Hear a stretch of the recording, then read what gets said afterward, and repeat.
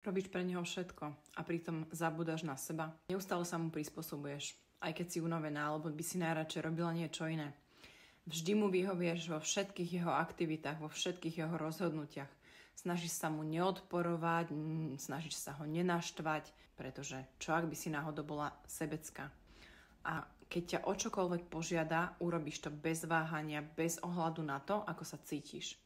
No a potom sa spätne nad tým pozastavíš a prichádza vina.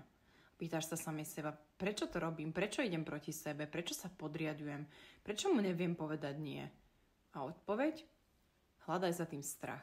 Strach, že ho stratíš, strach, že nebudeš dosť dobrá priateľka, strach, že ak mu nevyhovieš, nájde si niekoho, kto mu vyhovie. A tak klameš samej seba. Tváriš sa, že si v pohode, ale pritom nie si. Nechce sa ti, ale predstieraš, že chceš. Máš iné potreby a ignoruješ ich. Niečo ti vadí a radšej mlčíš. Lenže ak stále hráš úlohu perfektnej partnerky, ktorá sa vo všetkom podriaďuje, ako môže byť tento vzťah skutočný, keď v ňom nie si skutočná ty? A teraz si predstav, ako by si reagovala, keby si naozaj počúvala samu seba. Keby si povedala, som dnes unavená, dnes nemôžem.